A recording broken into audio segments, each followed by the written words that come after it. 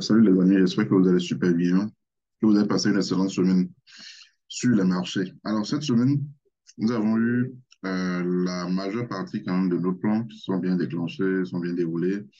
On a eu l'USD CHF. Bon, je ne sais pas si j'ai parlé de ça la dernière fois lors de la revue, mais j'ai envoyé ça après dans le groupe de suivi et je crois aussi que j'ai mis ça en short vidéo sur YouTube. Voilà.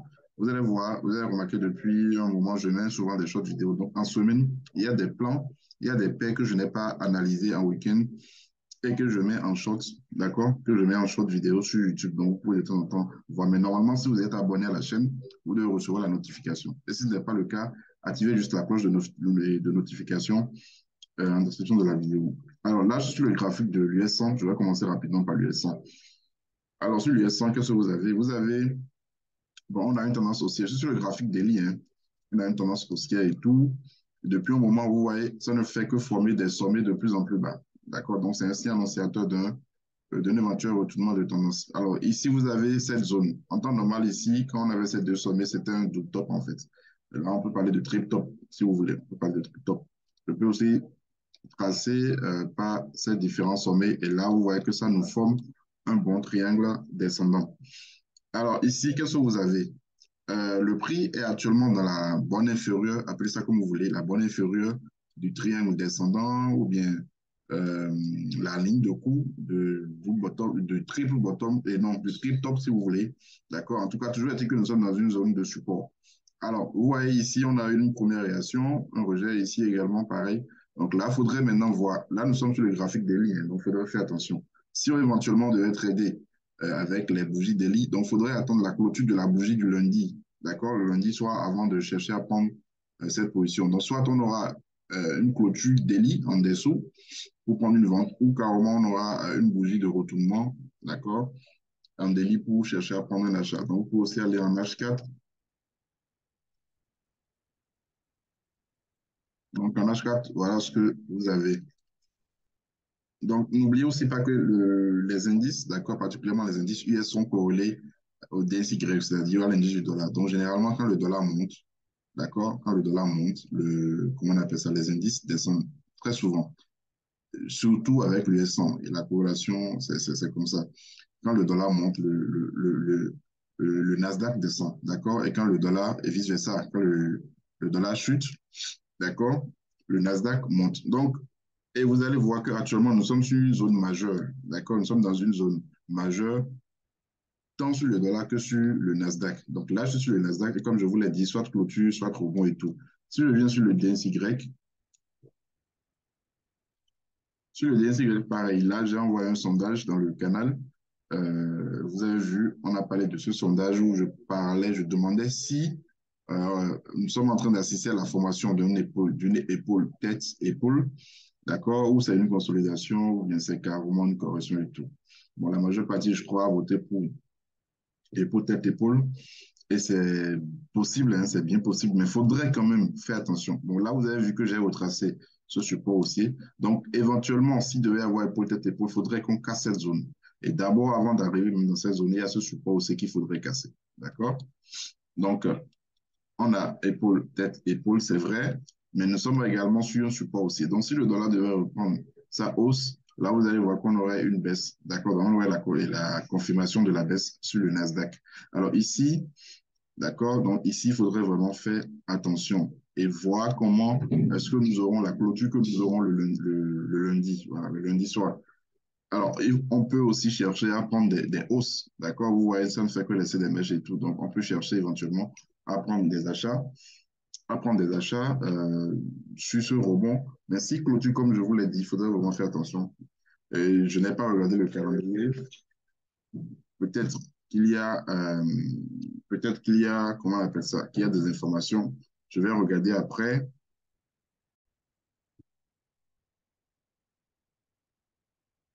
Le DCPEC, d'accord, c'est bien simple. Soit on a la confirmation de l'épaule tête épaule, soit on a une reprise haussière. Alors, si je viens sur l'euro USD, vous allez voir également que nous sommes dans une zone majeure.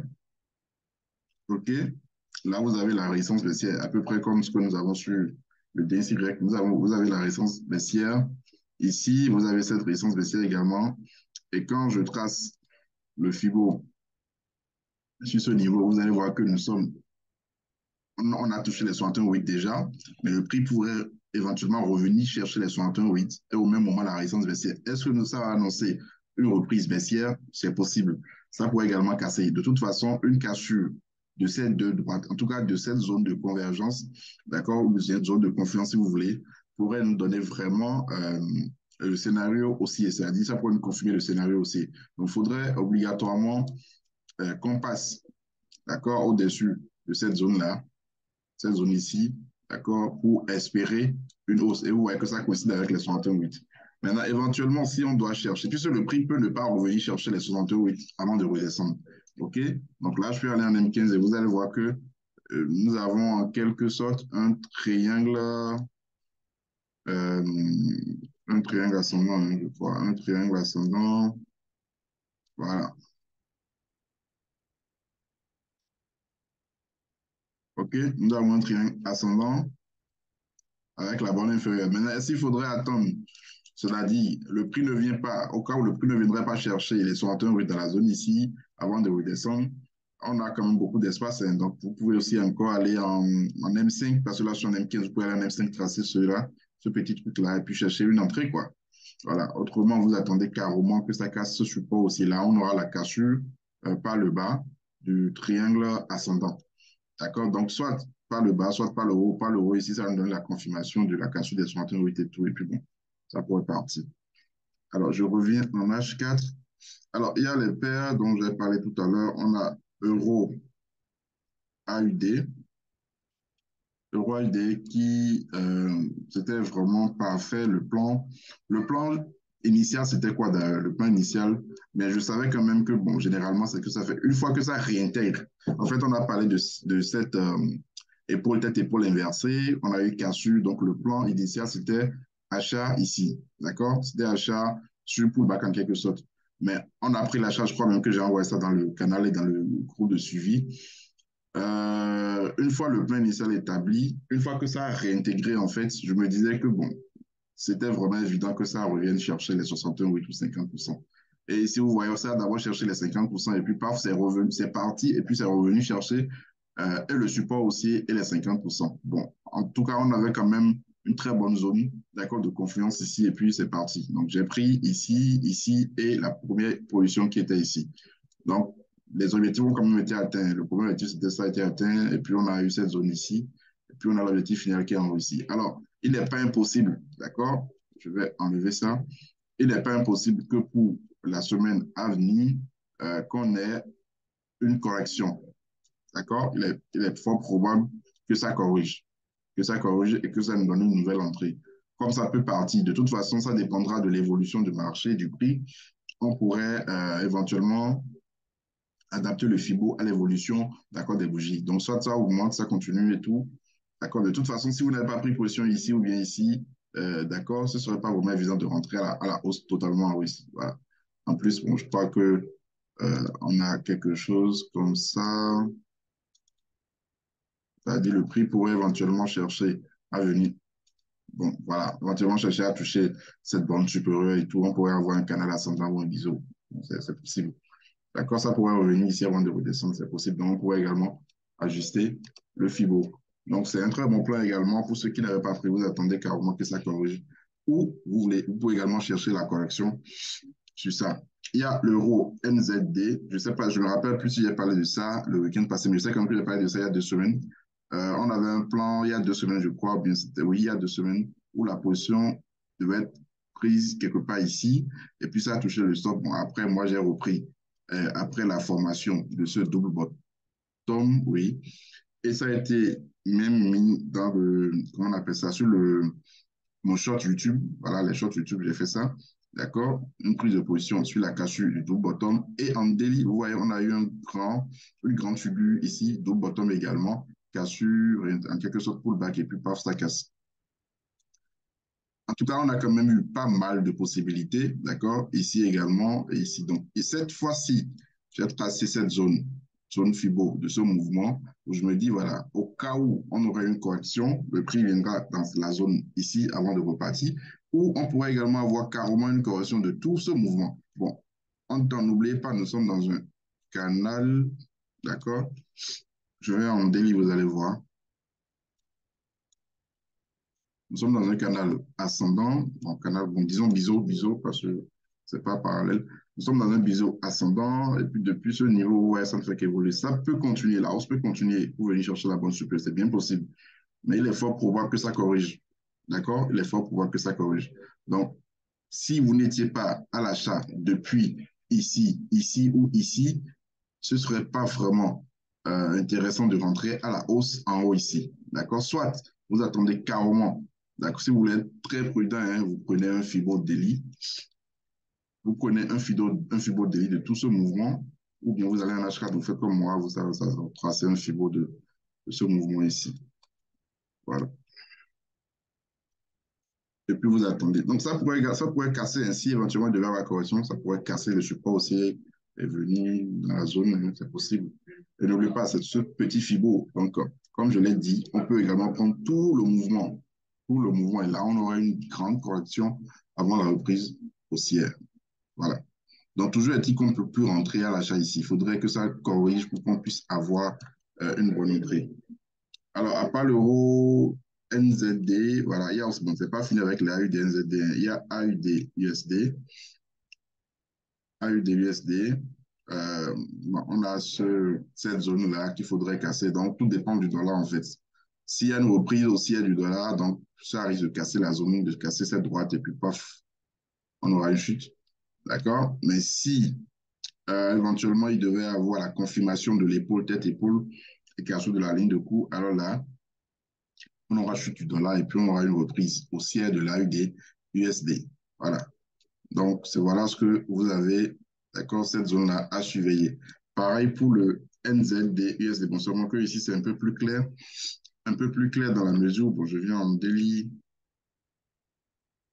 Vous avez un biseau descendant bien propre, d'accord, premier rejet, deuxième, troisième et probablement un quatrième rejet. Là. Donc, on a déjà eu le rebond ici, ça a touché. Si je viens en H4, voilà ce que ça donne. Alors, est-ce qu'on peut chercher déjà à prendre une entrée à l'achat ici? C'est bien possible. Je vais en H1 pour voir ce que ça donne. Bon, en H1.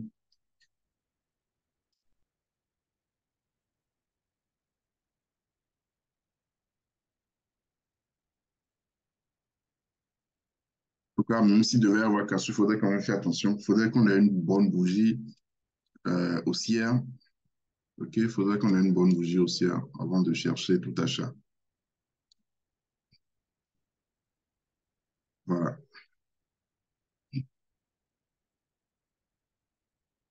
Donc là, c'est un peu plus propre, à mon avis.